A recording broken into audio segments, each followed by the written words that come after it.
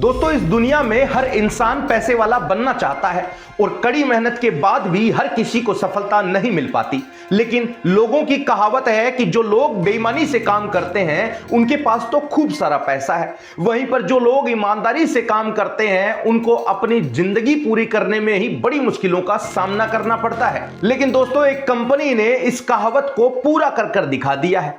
कैसे 11 लोगों की एक टीम ने एक कमरे में बैठकर एक कंपनी बनाई और करोड़ों रुपए कमा लिए। कैसे एक रिसर्च कंपनी ने दुनिया की बड़ी बड़ी कंपनियों को बड़ा नुकसान पहुंचाकर खुद का फायदा उठा लिया। अब जब इस कंपनी पर जांच का पहरा पड़ा है तो इस कंपनी के लोगों ने ऐलान कर दिया है इस कंपनी को पूरी तरह से बंद करने का।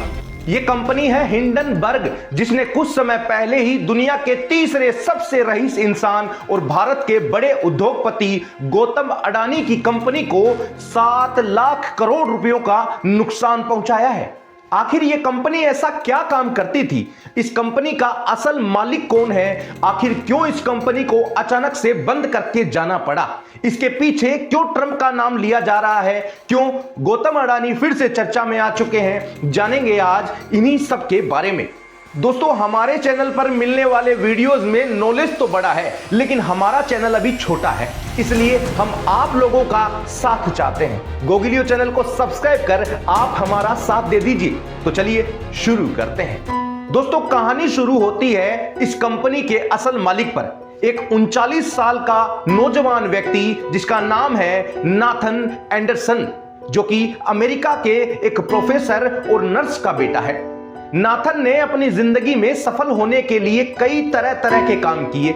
इसमें से कई शेयर मार्केट के काम करने वाले लोगों के नीचे रहकर भी इसने काम सीखने की कोशिश की, लेकिन कहीं भी इसे सफलता नहीं मिली।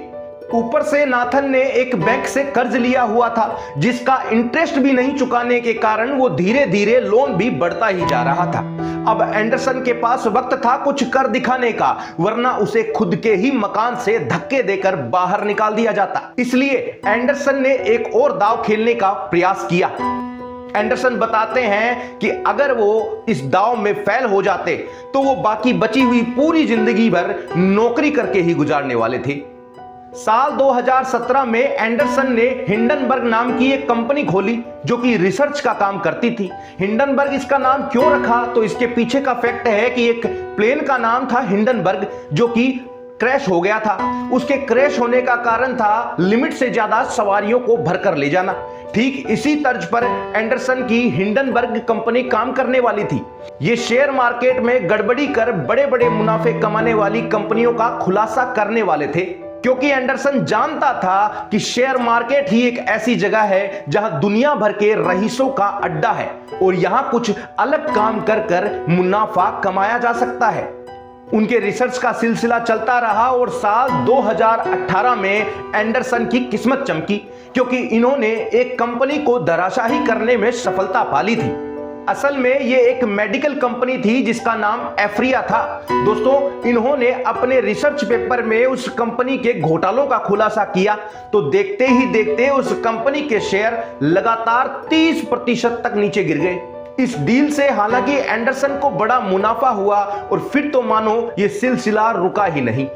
एंडरसन के पास अब पैसे आने लगे थे तो एंडरसन को जरूरत थी एक अच्छी और मजबूत टीम की। इसलिए उन्होंने दुनिया भर के प्रसिद्ध अखबार CNN और ब्लूमबर्ग नाम के अखबारों के प्रतिष्ठित पत्रकारों को अपने ग्रुप में ज्वाइन करवा लिया। ये कुल 11 लोगों की टीम बनी जो कि अपने काम में बहुत ही माहिर थे, या यूं कहें कि ये किसी भी बात को पूरी दुनिया भर में फैलाने में एक्सपर्ट थे।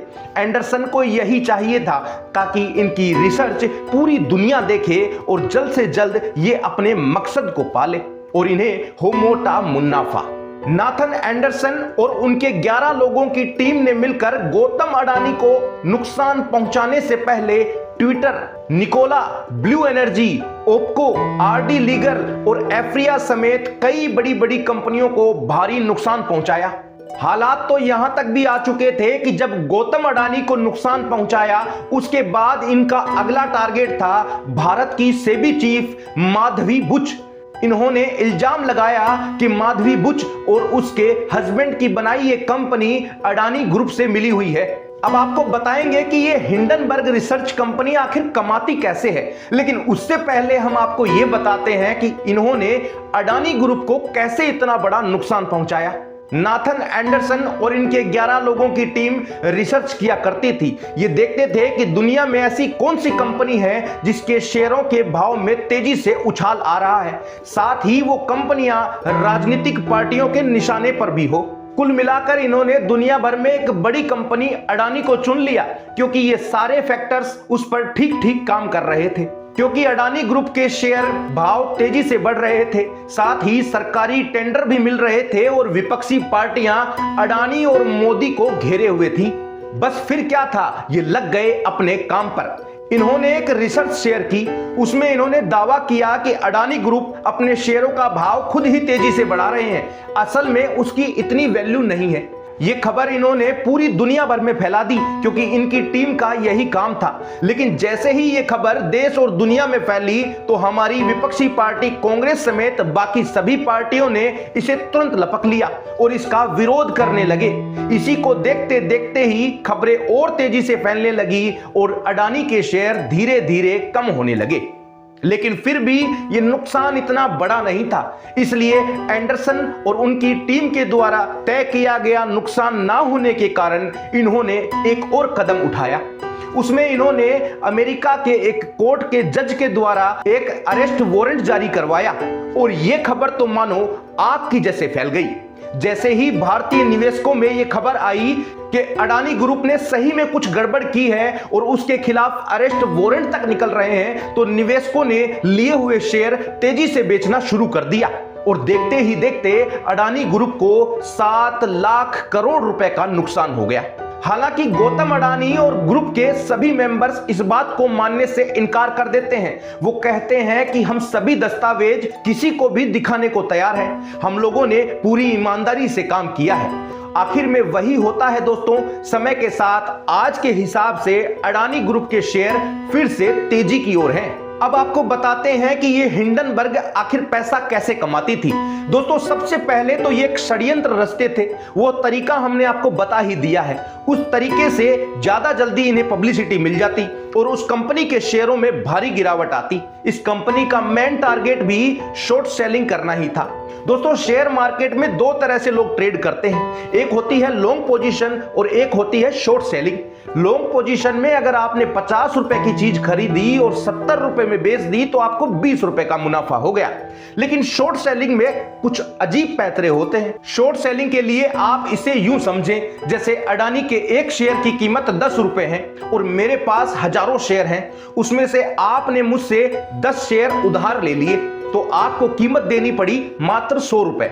आपने अगले ही दिन जाकर उसी 10 रुपए के भाव में किसी और को बेच दिए तो आपके पास अभी की कीमत है 100 रुपया, यानी आपने मुझसे तो ले लिया उधार और वहां से आपके पास आ गया नगद। अब आपको पता है कि ये रिसर्च सामने आने के बाद जल्द ही इस कंपनी के शेयर बहुत नीचे चले जाएंगे, इसलिए जब 10 रुपए का शेयर 5 रुपए में आता है तो ये तुरंत 10 शेयर खरीद लेते हैं। इस बार इन्हें सिर्फ 50 रुपए ही चुकाने पड़े। ये 10 शेयर लेकर मुझसे उधार लिए थे तो मुझे चुका दिए, लेकिन फिर भी इनके पास 50 रुपए बच जाते हैं। लेकिन दोस्तों ये जो मुनाफा है ये बहुत बड़े स्तर पर होता है।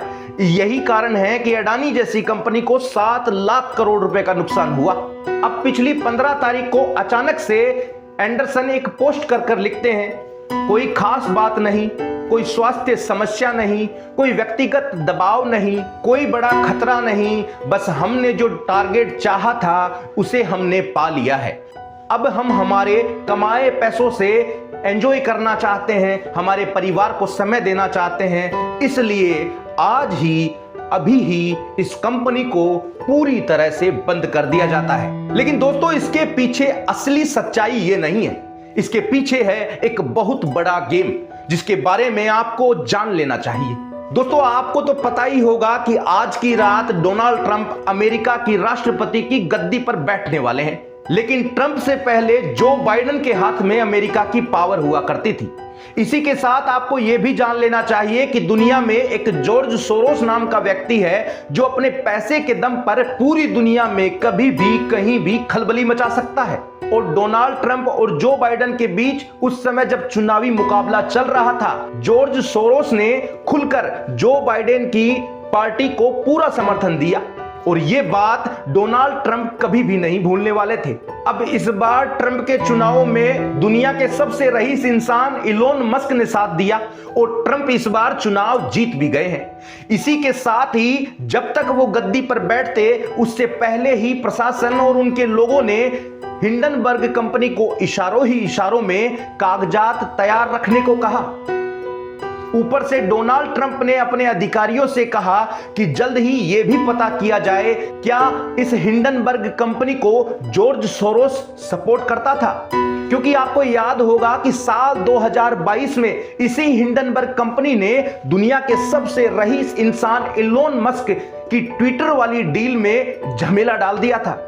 इस बात को इलोन मस्क भूले नहीं हैं और उनकी तरफ से भी यह कहा जा रहा है कि जल्द ही इनका निपटारा करना होगा। अब आपको बता दें कि अडानी जी ने तो ट्रंप की जीत पर खुशी जता दी है, साथ ही इलोन मस्क भी ट्रंप के साथ में है। और ताजा खबर यह है कि हमारे भारत के बड़े उद्योगपति मुकेश अंबानी एंड फैमिली भी ट्रंप के इस शपथ ग्रहण समारोह में मुख्य अतिथि के तौर पर बुलाए गए हैं। अब समय ज्यादा दूर नहीं है, डोनाल्ड ट्रंप आज रात राष्ट्रपति की गद्दी पर बैठ जाएंगे और फिर आगे आगे देखिए होता है क्या। दोस्तों, आप इसके बारे में क्या कुछ कहना चाहते हैं हमें कमेंट कर जरूर बताना। हम आप सभी को रिप्लाई जरूर करेंगे। आप हमें हमेशा साथ देते रहिए, हम आपको देते रहेंगे अच्छी और गजब की जानकारी। आप लगातार देखते रहिए गोगी लियो।